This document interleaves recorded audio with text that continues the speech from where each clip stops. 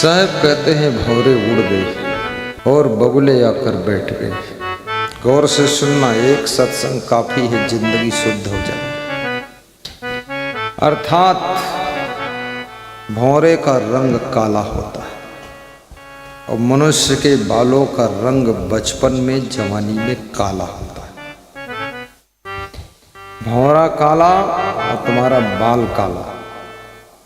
बगुले का रंग सफेद होता है, बुढ़ापे में बाल का रंग भी सफेद हो जाता है।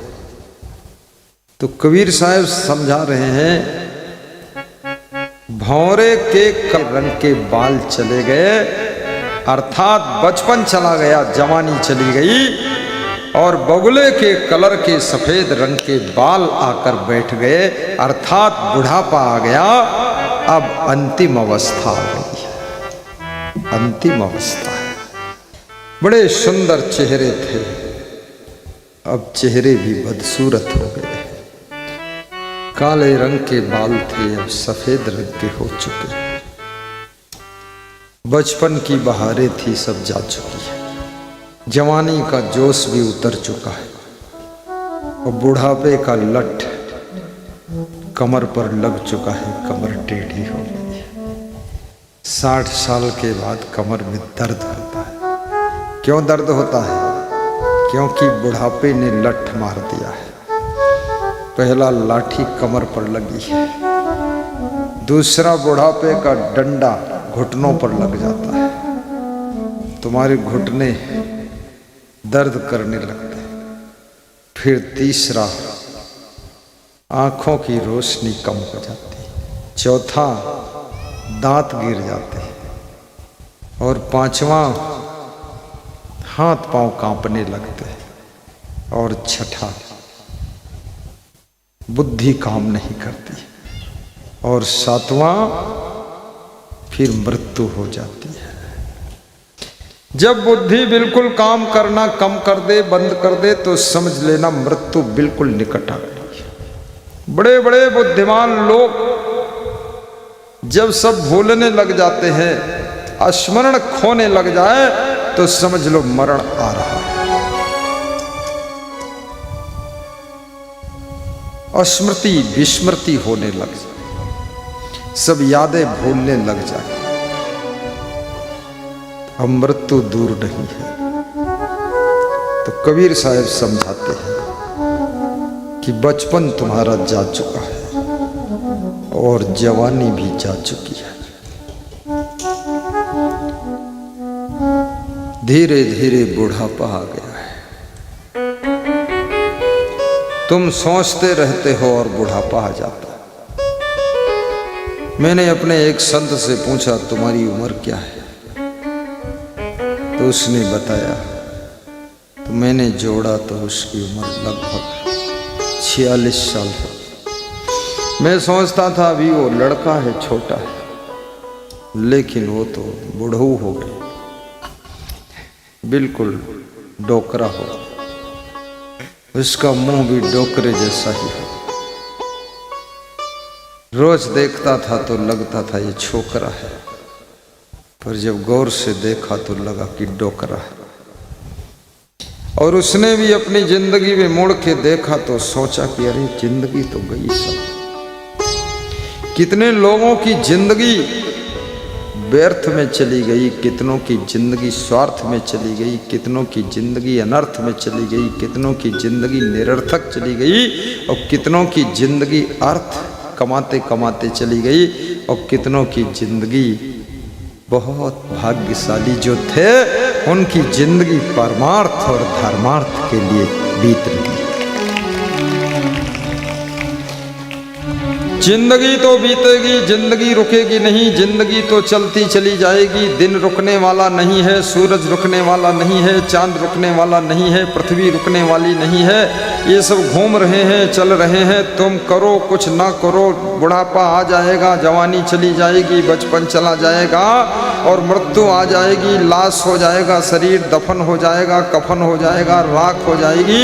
जिंदगी में कुछ करो चाहे न करो, चाहे पड़े पड़े सड़ते रहो, चाहे घर भर में लड़ते रहो, झगड़ते रहो, उलझते रहो, और चाहे मेहनत करके कुछ उन्नति करके दिखा दो, और चाहे भक्ति करके मुक्ति प्राप्त कर लो, ये सब तुमको ही करना है। कुछ करो या ना करो, जिंदगी तो गुजर जाएगी। बोलिए सद्गुरु भगवान की जय। 12 बरस बालापन बीते। 12 माने 12 द्वादश माने संस्कृत का शब्द है ये। 12 माने क्या होता? 12। फिर मोड़ हिलाते नहीं मालूम, अभी बताए तुरंत भूल गए। 12 माने 12, ठीक। 12 माने दोबारा, वो दोबारा बता रहे, दोबारा की 12, ठीक। फिर पूछ लूंगा, ध्यान से सुनो सत्संग।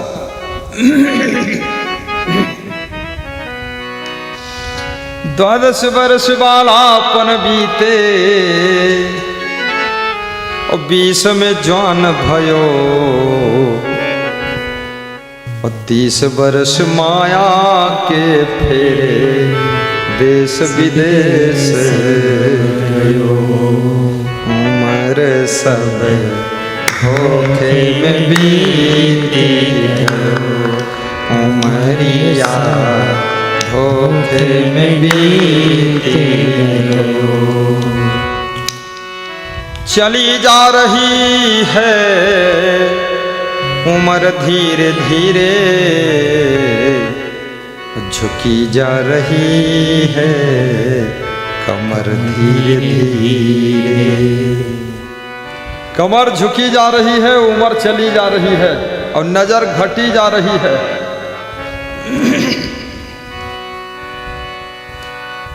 12 वर्ष तक तो बचपन था, माँ बाप भी कहते थे बड़ा छोटा,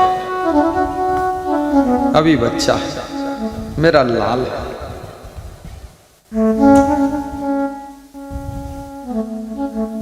20 वर्ष के जब हो गए, माँ बाप भी कहने लगे, अब मेरी बेटी जवान हो चुकी, बेटा भी जवान हो चुका। जवान होना भी सौभाग्य की बात है। कितने लोग जवान होते ही नहीं,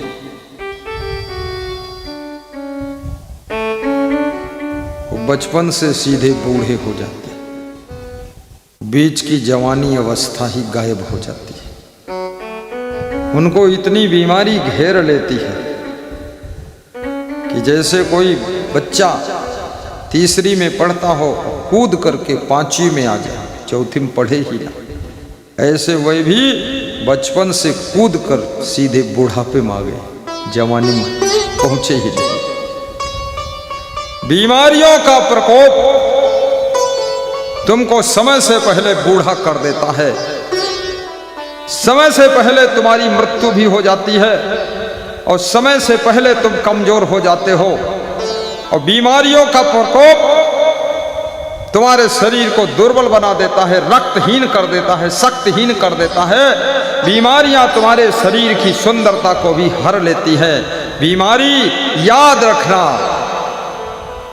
तुमको जवानी में ही बूढ़ा कर देती है, इसलिए बीमारी से भी बचो। कैसे बचोगे बीमारी से?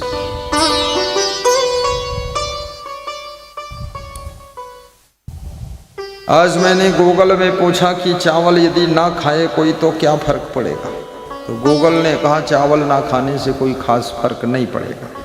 फिर हमने पूछा रोटी ना खाए तो, बोले तो फर्क पड़ जाएगा, इसलिए रोटी जरूरी। हमने कहा सब्जी ना खाए तो, बोले तो जिंदा ही नहीं रहोगे। दाल ना खाए तो, बोले हड्डी ही कमजोर हो जाएगी।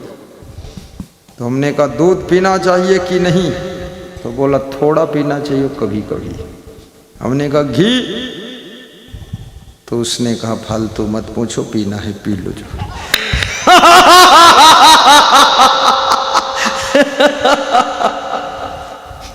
गूगल में मैं पूछ लेता हूं, मैं बहुत पूछता हूं। मैंने गूगल से पूछा बोलेरो पिकअप के टायर में हवा कितनी रहना चाहिए, तो उसने बोला 36 रहनी चाहिए, लोड पर है तो 40-45। तो जो मेरा ड्राइवर चलाता था बोलेरो पिकअप ने कहा तेरे में कितनी हवा तू डालता है? तो बोला 80-90 डालता हूँ। तो हमने कहा रिजल्ट क्या आया? बोले नया टायर फट गया। अरे गूगल से पूछ लो भाई, सब कुछ गूगल बता देता। मैंने ये पूछा कि असंग साहब कैसे संत हैं? तो उसने कहा असंग साहब एक प्रचारक संत हैं, समाज सुधारक हैं, नशा मुक्ति सिखाते हैं, समाज में शांति पैदा करते हैं। फिर हमने पूछा असंग साहब पैदल चलते हैं, उनके पास गाड़ी की व्यवस्था रहती कि नहीं? बोले वे हमेशा गाड़ी से चलते हैं, पैदल कभी नहीं चलते हैं, उनके लिए गाड़ी लगी रहती, बोल दिया उसने। फिर एक दिन मैंने पूछा असंग साहब ईमानदार कितने हैं? बोला 116% ईमानदार है। तो मैंने पूछा 100% के ऊपर परसेंट नहीं होते हैं, तो फिर 116 कैसे बता दिया? बोले ईमानदारी के महाबाप है। हमने कहा ताली बजा दो, गूगल में जानकारी कर लो।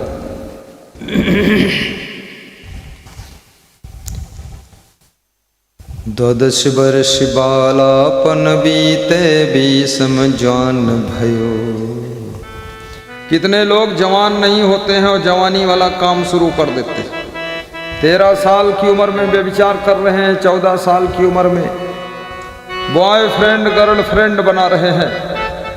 मन बड़ा चंचल है, विषय वासना के जहर को पी रहे हैं, जीवन के प्रश्नों को हल नहीं कर रहे हैं, जिंदगी को ही हलाहल बना रहे हैं। याद रखना कच्चा फल तोड़ने से भी सड़ जाता है,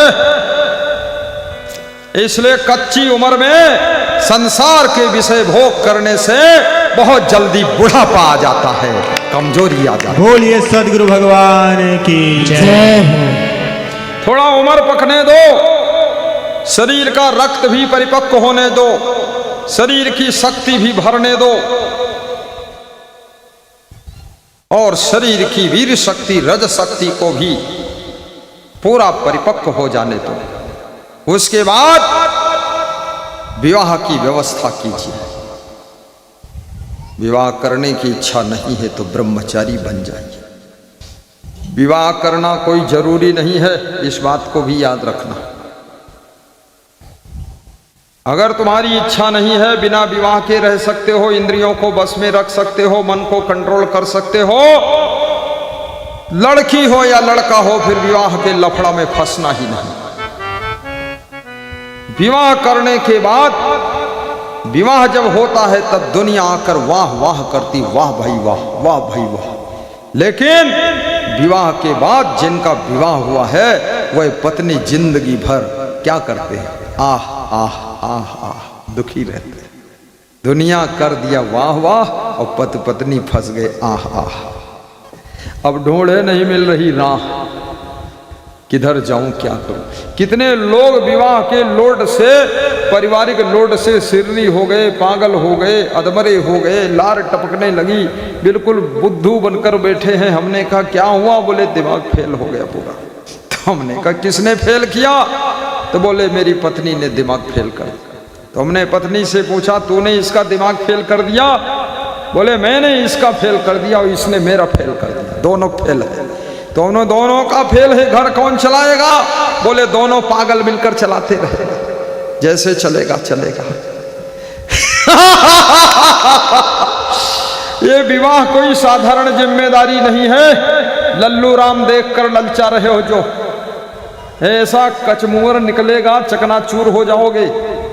ये देख देख कर ललचाना मत। लड़कियां भी सावधान, किसी के लड़के को देखकर ललचाइए मत। लड़के भी सावधान, लड़कियों को देखकर ललचाइए मत। बचपन में पढ़ाई कीजिए, शिक्षा प्राप्त करिए, संस्कार प्राप्त करिए, और जवानी में अगर इच्छा है तो विवाह करिए, और विवाह की जिम्मेदारियों को हंसते हंसते स्वीकार कीजिए, और गुरु का आशीर्वाद लीजिए, और गुरु का ज्ञान सुन करके संस्कार लीजिए, और संस्कार से फिर अपना संसार बढ़ा दीजिए।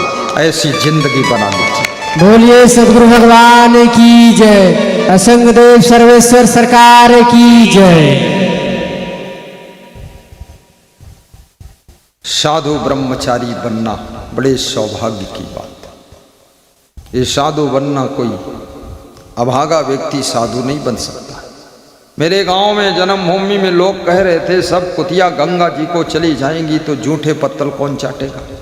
तो हमने कहा जूठे पत्तल चाटने के लिए तुम ही रहोगे यहाँ। बोले हम सब लोग चाटेंगे, तुम जाओ गंगा जी, तुम साधु बन जाओ। मैं साधु बन गया। मुझे जिन मास्टरों ने पढ़ाया था 2-4 मास्टर मिले, बोले हमको लगता है हमको भी घर बार छोड़कर तुम्हारे साथ आना पड़ेगा। हमने कहा तुम मत आना, बूढ़े हो गए, तम्बाकू खाना छोड़ा नहीं है, मेरे पास आओगे तो करोगे क्या? यहाँ पान खाकर थूक दोगे, हम झाड़ू लगाते रहेंगे, तुम घर ही में रहो। बोले घर में लड़के बहुत दुख देते हैं। तो हमने कहा तुम क्या कोई जवान हो कि बूढ़े हो, तुम भी लड़के से कम नहीं हो, क्योंकि अभी भी आदत तुम्हारी छूटी नहीं है। न बीड़ी पीना छोड़े हो, न सिगरेट पीना छोड़े हो, न तम्बाकू खाना छोड़े हो। याद रखना केवल शरीर का बुढ़ापा नहीं है, आपके विचारों का भी पक जाना चाहिए, तभी असली बुढ़ापा माना जाता है। आपका चरित्र भी पक जाना चाहिए। केवल बाल पक गए और मान लिया कि हम बहुत बड़े हो गए, बूढ़े हो गए, नहीं, आपके विचार भी परिपक्व होना चाहिए, आपका आचरण भी परिपक्व होना चाहिए। और ज्यों ही तुम सब तरह से अनुभव पक जाता है, विचार पक जाते हैं और तुम्हारा आचरण परिपक्व हो जाता है, तो याद रखना बुढ़ापा भी मंगलमय व्यतीत होता है। फिर घर में भी बहुत ज्यादा दुख नहीं पाओगे, थोड़ा ही मिलेगा। इसलिए भक्ति में जुड़ जाइए। पर चली जा रही है उम्र धीरे धीरे। गा दो, तैयारी रखो। पर चली जा रही है उम्र धीरे धीरे, अब झुकी जा रही है कमर धीरे धीरे, झुकी जा रही। बहुत सुंदर, आनंद आ गया। कमर धीरे धीरे।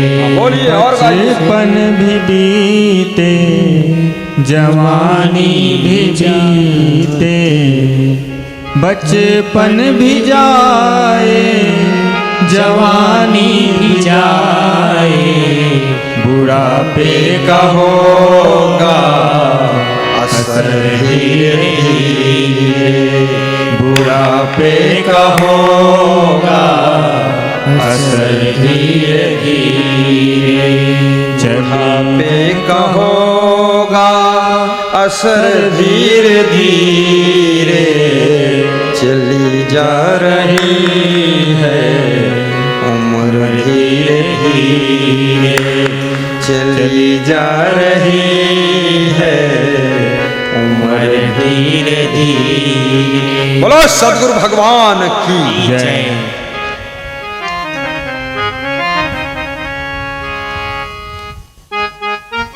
जीवन में याद रखना उम्र तुम्हारा इंतजार नहीं करेगी। 100 वर्ष की उम्र भी धीरे धीरे ऐसे बीत जाती है जैसे अंजलि में भरा हुआ जल बूंद बूंद टपकता है और अंजलि खाली हो जाती है। ऐसे 100 वर्ष की जिंदगी एक दिन एक रात बीतते बीतते 100 वर्ष बीत जाते हैं।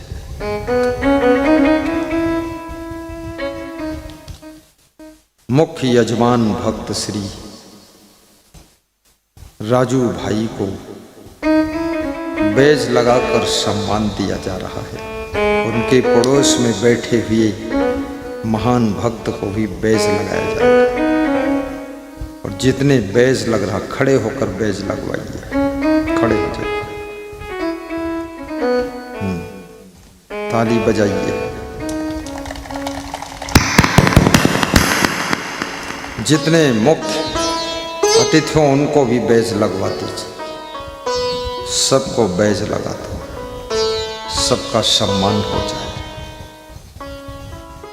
सबहि माने प्रदे आपे अमानी। ये हनुमान जी का स्वभाव है। सबहि माने प्रदे आपे अमानी। हनुमान जी सबको मान देते थे और स्वयं अमान रहते थे।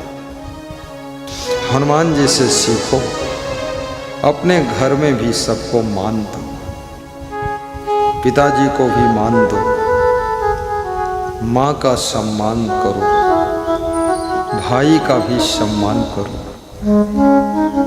मेहमान का भी मान करो,